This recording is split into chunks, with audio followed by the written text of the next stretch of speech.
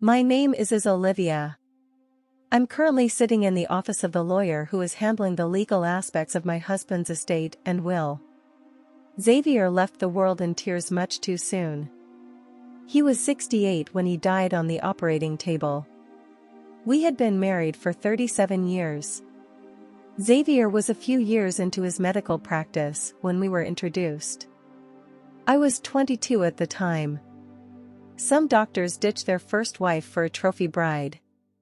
Xavier didn't need to do that as I was his trophy bride. I'd been our state's contestant in the Miss USA pageant. My ample assets stood tall, proud, and perky. I knew how to wiggle to cause serious discomfort in a man's groin area. When I talked, men's ears got stiff. The magnetism between Xavier and I was unmistakable. I knew I'd have a good life if I married an up-and-coming brain surgeon.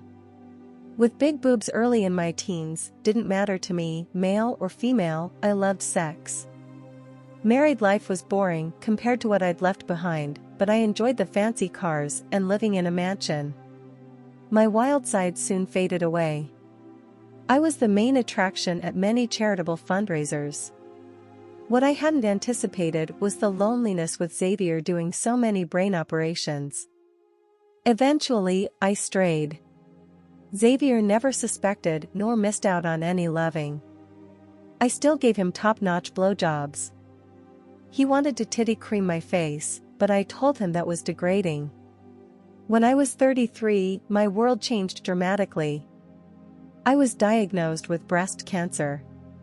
A double mastectomy left me standing not so tall and not so proud.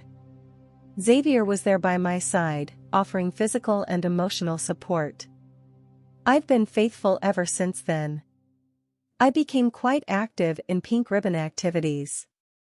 Men no longer found me desirable, which made me hate them for being so shallow. I left the lawyer's office with a package marked to be opened in private. I had mixed emotions about Xavier giving so much money to the pink ribbon causes. Meanwhile, as we figure out, please like and subscribe to our channel for us to stay motivated for more such content. Now back to the story. The mansion was so lonely now. My high heels echoed off of the marble statuettes. They looked so stately, staring at nothing. It occurred to me that the paintings Xavier had accumulated all seemed to be depicting angst. Weathered faces lined with pain. I'll have to change those out with more uplifting ones, you know, flowers, rainbows, and unicorns. Sitting with my glass of wine, I peeled open the envelope and poured out the contents. There was a letter and also several smaller sealed and numbered envelopes. My dearest Olivia. If you are reading this, then you have outlived me. I enjoyed our time together. I won't say that I loved you as that died when I found out about your affairs. Envelope number 1 is some guy you called David. I stopped reading and ripped open number 1. Pornographic images of David tit and coming on my face. I raced down the hall and emptied my gut. Oh my God! Xavier knew all along. After rinsing with mouthwash, my wobbling legs led me back to the table. I resume reading Xavier's letter. Envelope number 2 shows you with Steve, your gynecologist. Looks like he needed a different type of probe.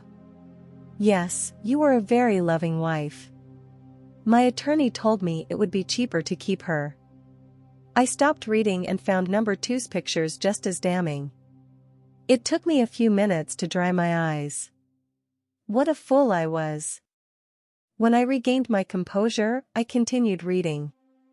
I reread it several times as if that would erase the searing pain in my heart.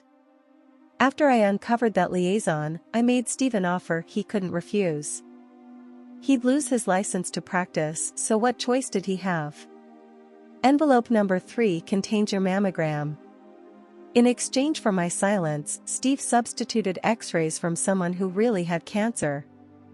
You didn't. April Fools. However, it was you who made the final decision to have the pair removed. Even without boobs, you were a reasonably good You either never knew, or perhaps never cared, about my affairs which started after yours. Several allowed me to titty suck them. I still loved boobs. Xavier.